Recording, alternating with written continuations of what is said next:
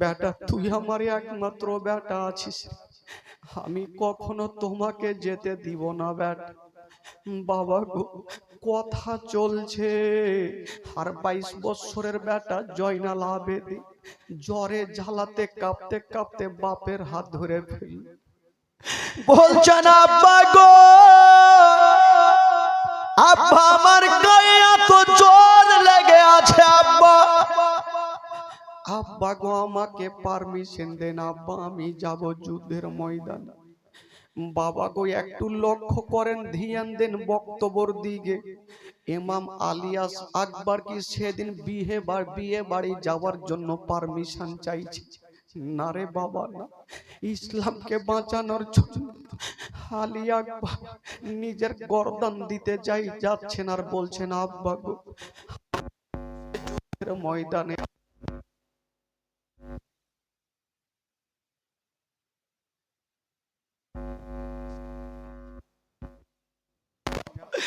আমার ভাইয়া জয়নাল আবেদিন কাঁদছে, থাকতে পারি না আব্বা, আমি যাবো আর যুদ্ধের ময়দানে জয় করাইয়া আমি ওই খিমার মধ্যেতে আমি আব্বা পানি নিয়ে চলে আসবো আব্বা। ইমাম হোসেন বলেছিল বেটা, ওরে বেটা তুমি যেও না রে বেটা, যেও না, যদি চলে যাও বেটা তবে জানি না তুমি ঘুরে আসবে কি আসবে না। তবে আলী একবার বলছেন আব্বা গো, আমি গিয়ে যদি ঘুরে না আসি তবে অসুবিধা হইবে না আব্বা, আর আপনি যদি ঘুরে না আসেন আব্বা তবে সারাটা জীবন অন্ধকার হয়ে যাবে। ইমাম হোসেন বলছেন বেটা, যখন তুমি যাচ্ছ যাও বেটা, আমি তোমাকে পারমিশন দিলাম, তবে বেটা একটা কথা তুমি মাথায় রাখিও, যুদ্ধের ময়দান থেকে ভয়ে পালিয়ে আসিও না রে বেটা, কারণ নবী বংশের ছেলেরা কখন পিঠ দেখিয়ে পালিয়ে আসে না বেটা, তুমি পালিয়ে আসিও না। আলী একবার বাপের হাত ধরে বলছেন আব্বা আমি কথা দিলাম, যদি তীর খেতে হয় আমার সিনাতে খাবো আব্বা, কিন্তু আমি পিঠ দেখিয়ে পালিয়ে আসবো না। আলী আকবর মাকে সালাম করে দিয়ে বাবাকে সালাম করে দিয়ে বাবা গো দুলহা সেজে গেল রে বাবা, সেদিন বিয়ে করার জন্য দুলহা সাজেনি, নিজের জীবনটা কুরবান করার জন্য দুলহা সেজে গেছেন বাবা। ইমাম আলী একবার যেন দুলদুলে চেপে গেল। মা গো কত কথা বলবো মা, দুলদুলের লাগামটা যেমনই টান দিয়েছে মা, হঠাৎ করে 7 বছরের বহিন সাকিনা দৌড়াতে দৌড়াতে দুলদুলের লাগাম খানা ধরে নিলেন, বলছেন দাদা গো দাদা আপনি কোথায় যাবেন দাদা? ইমাম আলী একবার বলছেন ও বহিন সাকিনা, আমি যাব সে যুদ্ধের ময়দানে। সাকিনা বলছেন দাদা গো দাদা আজকে আপনি দুলহা সেজে আছেন দাদা, যখন আপনি চলে যাচ্ছেন যুদ্ধের ময়দানে তবে আদরের বহিনটাকে কি দিয়ে যাবেন গো দাদা? ইমাম আলী একবার কাঁদতে লাগলো। আজকাল কিছু প্রথা আমাদের মধ্যে আছে, যখন কোনো বড় ভাই বিয়ে করার জন্য যাবে, ছোট্ট ছোট্ট বেটিরা বহিনেরা ভাইয়ের সামনে আবদার করবে, ভাই আজকে তুমি বিয়েতে যাচ্ছ, তবে আদরের বহিনটাকে কি দিয়ে যাবে? আলী একবার কানতে কানতে বলছে বহিন, আজকে তুমি আমার কাছে আবদার করেছো, তোমাকে না দিয়ে কেমন করে যাব? তোমাকে কোনোদিন খালি হাতে ঘুরাইনি রে, তবে বহিন তুমি একটু আমার পাশে চলে আসো। সাকিনা ভাবছেন আমি দাদার কাছে কিছু টাকা পাবো বা কিছু পাবো, কিছু উপহার পাবো। 7 বছরের বহিন সাকিনা দৌড়াতে দৌড়াতে দাদা যে দুলদুলে চেপেছিল পার্শ্বে দাঁড়িয়ে গেল, দাদা গো আমাকে দে।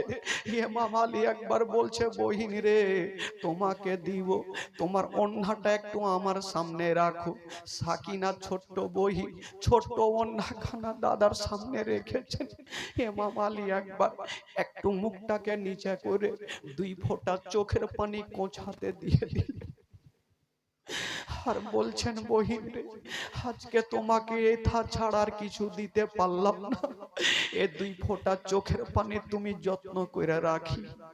সাকিনার দেরি করলেন না, অন্যা খানাকে সামনে নিয়ে কাঁদতে কাঁদতে খিমাতে চলে গেছে। আলী একবার যেন বাবা গো কাঁদতে কাঁদতে দুলদুলে চেপে গেছে। যেমনই দুলদুলে চেপে গেল, বাবা গো দুলদুলের লাগামটা টান দিচ্ছে। ইমাম হোসেন পিছন থেকে বলছেন বেটা যাও। আলী একবার বলছেন আব্বা আমি চললাম। সবারই কাছে ক্ষমা চেয়ে নিয়ে আলী একবার চলে যাচ্ছেন বাবা। কিন্তু একটু দূর গিয়ে গিয়ে আলী একবার মদিনার দিকে মুখ করে দাঁড়িয়ে গেল। ইমাম হোসেন বলছেন বেটা রে, তুই কি ভয় পেয়ে গেলি রে বেটা, কেন দাঁড়িয়ে গেলি বল? আলী একবার মদিনার দিকে মুখ করে দাঁড়িয়ে ঝরঝর করে কাঁদছে। বলছেন আব্বা গো, আজকে আমি এই জন্য মদিনার দিকে মুখ করে কাঁদছি আব্বা, যখন আমরা মদিনা থেকে আসছিলাম আমার 11 বছরের একটা বহিন সুগরা খাতুন আমার হাত ধরে কাঁদতেছিল আর বলেছিল ভাই আমাকে নিয়ে চলো। আমি বলেছিলাম বহিন রে, আমি কথা দিলাম কয়েক মাস পরে তোমাকে নিয়ে যাব। আজকে আমার বহিনের মনের কথাটা পূরণ করতে পারলাম, তার জন্য আমি মদিনার দিকে মুখটা করে আমার বহিনের কাছে একটু ক্ষমা চেয়ে নিচ্ছি। বহিনের কাছে ক্ষমা চাইছে বহিন সুগরা রে, আমি আর তোমার কাছে যেতে পারলাম না রে বহিন, আমাকে দাদা বলে ক্ষমা করে দিও। ইমাম আলী একবার জানে হয়তো আমি ঘুরে আসবো কি আসবো না, তার জন্য সুগরা খাতুনের কাছে কুফা শহর থেকে মদিনার দিকে মুখ করে ক্ষমা চাইছে। সবাই ভিতরে কাঁদছে খিমার মধ্যে। সাকিনা একদিকে কাঁদছে, জয়নাল আবেদিন একদিকে কাঁদছে, উম্মে কুলসুম একদিকে কাঁদছে, শহরবানু একদিকে কাঁদছে, জাইনাব একদিকে কাঁদছে। সবাই খিমার মধ্যে যারে যার হয়ে কাঁদছে। আর আলী একবার সবাইকে বিদায় দিচ্ছে আর বলছেন তোমরা চোখের পানি ফেলিও না, আমার জন্য দোয়া করো, আমি যেন ভালো অবস্থায় সেই কারবালার প্রান্তরে যুদ্ধের ময়দানে কামিয়াব হতে পারি।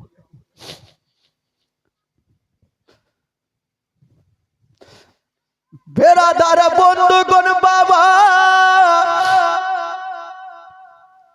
ইমাম আলী একবার যেন দুলদুল তাকে টেনে দিয়েছেন মা, যেমনই টেনে দিয়েছেন বাবা ওই দুলদুল এত গতি বেগে চলতে লাগলো, ওই দুলদুল বাবা ওই কারবালায় যুদ্ধের ময়দানে পৌঁছা দিল।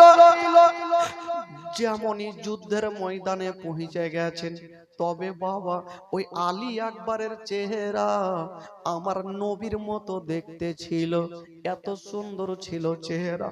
নবী বংশের আওলাদ, জান্নাতি ফুলালে রাসূল যখন যুদ্ধের ময়দানে দাঁড়িয়ে গেল, ইবনে সাদ বলল যাও ওই আলী আকবরের গর্দানটা কেটে নিয়ে চলে আয়।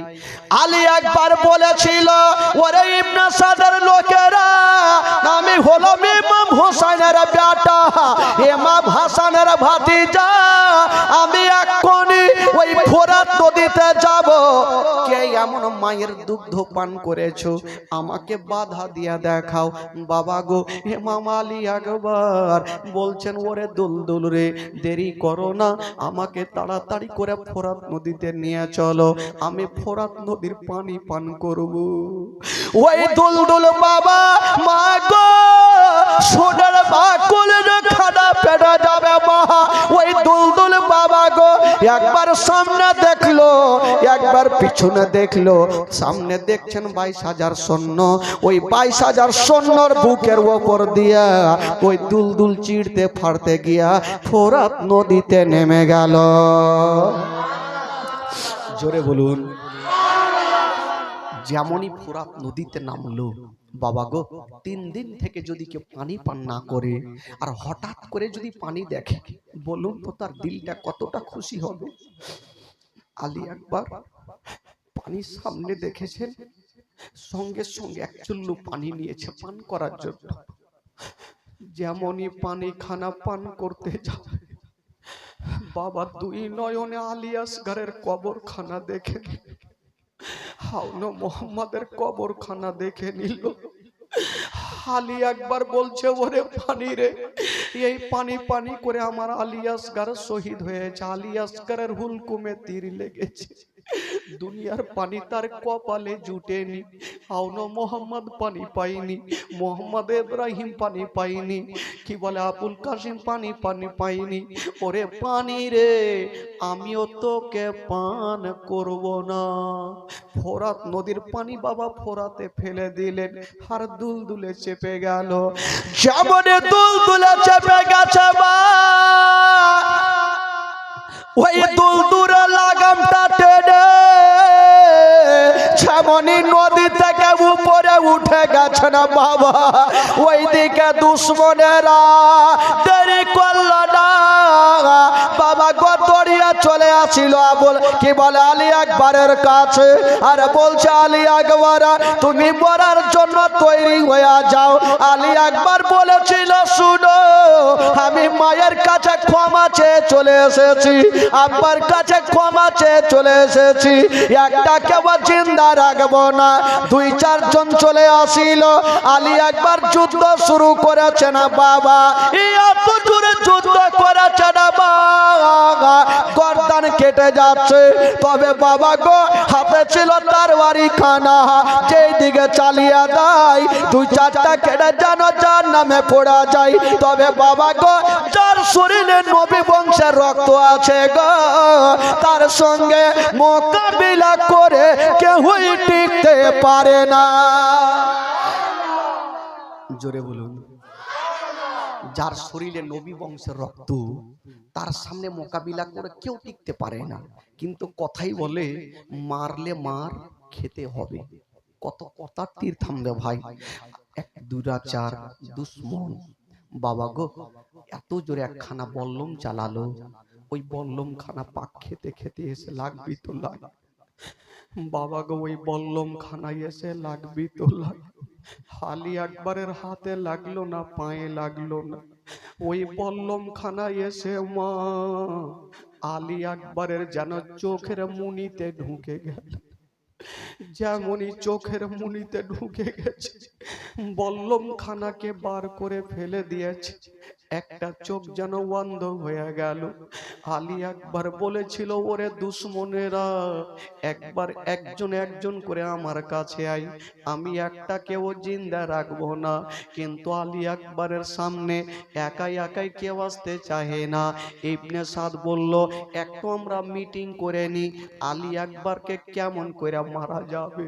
তারা মিটিং করছে, আলী আকবর ভাবছেন আল্লাহ গো উনারা মিটিং করুক, ততক্ষণ আমি যাব আর একবার আমার আব্বার সঙ্গে দেখা করে চলে আসবো। আলী আকবর চলে যাচ্ছেন খিমাতে, খিমার মধ্যে সবাই ছিল বাবা, রাস্তার দিকে দেখতে ছিল। ইমাম হোসেন বলছে বেটা আলী আকবর রে, তুই কি ভয়ে যুদ্ধের ময়দান থেকে পালিয়ে আলি?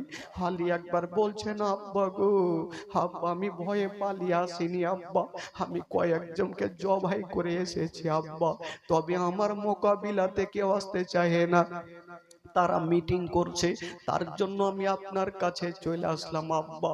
আলী আকবর বলছেন আব্বা গো আপনাকে একটা কথা বলবো আব্বা, আমি অনেকক্ষণ তরবারি চালিয়েছি, যুদ্ধ করেছি, হুলকুমটা শুকিয়ে গেছে আব্বা, একটু পানি যদি পেয়ে যেতাম আব্বা, তবে আপনাকে যুদ্ধের ময়দানে যেতে হতো না আব্বা, আমি সবাইকে দুনিয়া থেকে সরিয়ে দিতাম আব্বা। ইমাম হোসেন বলেছিল বেটা রে, তুমি কি জানো না বেটা, এই পানি পানি করে আমার আলী আসগর চলে গেল, পানি পানি করে আবুল কাসিম চলে গেল, বেটা তোমাকে পানি কেমন করে দিব? মার কাছে পৌঁছে গেল, মা গো মা তুমি আমাকে দেখো মা, মা আমি যুদ্ধ করে এসেছি বা পালিয়ে আসিনি মা, মা গো একটু পানি দিয়ে দাও মা। মা বলছে বেটা রে পানি দিতে পারবো না। তবে বেটা রে, তোমাকে একটা কথা বলবো বেটা, একটা হাতের আঙ্গুঠি খুলে দিচ্ছেন বেটা রে, যাও যাও এ আঙ্গুঠি খানা তুমি চুষে নিও বেটা, হয়তো অল্প পানি পেয়ে যাবে।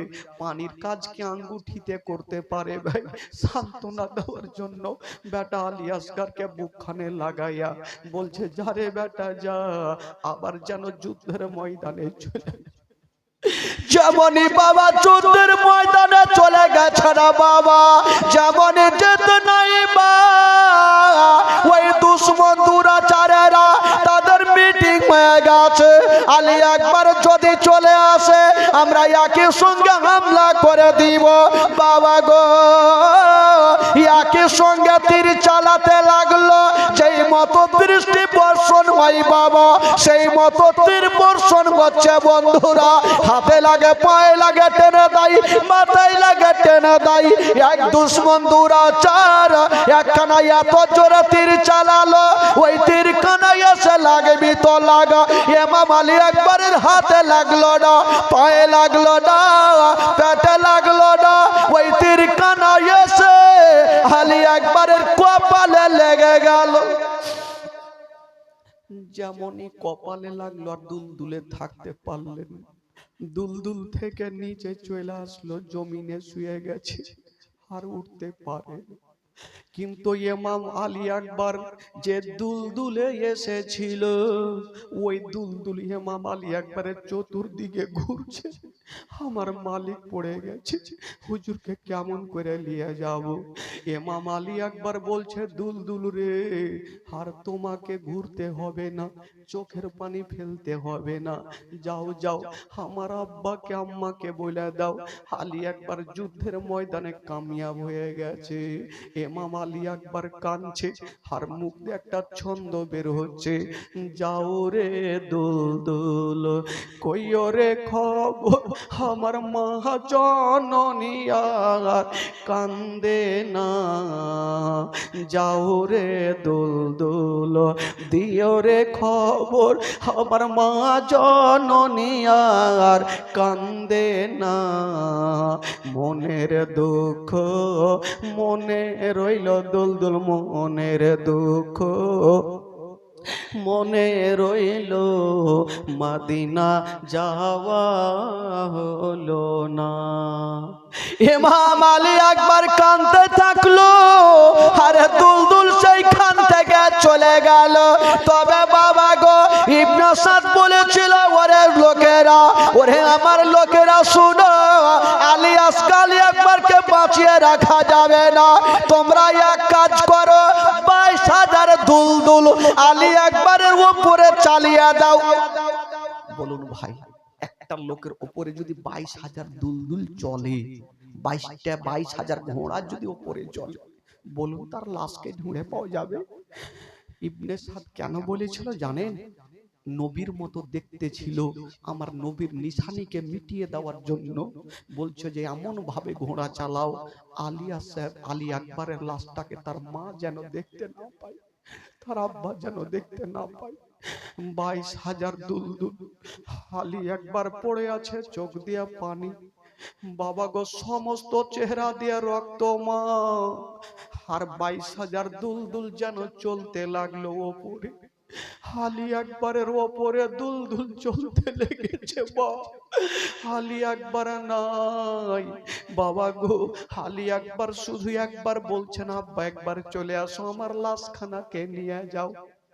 কথা বলতে নাই, দুলদুল চলতে লাগলো, কোথায় ধুলার সঙ্গে মিশে গেল। ইমাম হোসেন দৌড় দিয়ে চলে যাচ্ছেন, আল্লাহ দেখি আমার বেটার লাশখানাকে নিয়ে আসিব, এই তাড়াতাড়ি বসেন, নিয়ে আসিব। যেমনই যাচ্ছেন বাবা, আলী আকবরের লাশকে দেখা যায় না। দেখছেন একদিকে একখানা হাতের অঙ্গ পড়ে আছে, একদিকে মাথার মগজ ছুটে পড়ে আছে, একদিকে পায়ের হাড়ে একদিকে পড়ে আছে। ইমাম হুসাইন বেটার মগজ গালাকে জবর করছে, এক জায়গাতে জমা করছেন, হাড় হাড্ডি গুলাকে এক জায়গাতে জমা করছেন, পায়ের হাড্ডি নিয়ে এক জায়গাতে জমা করছেন, সমস্ত জিনিসকে এক জায়গাতে জমা করে একটা গামছাতে বেঁধে নিয়া পৌঁছে গেল খিমাতে। ডাক দিচ্ছেন, বিবি রে নাও নাও। বিবি চতুর্দিকে দেখছে আমার বেটাকে দেখা কেন যাই না। বলছে বিবি রে তুমি একবার তোমার আঁচলটা পেতে দাও।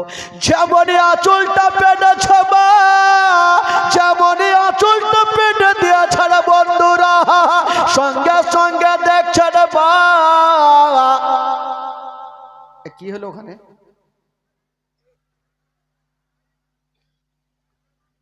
কেউ যাবেন? আপনারা যাবেন? আপনারা যাবেন?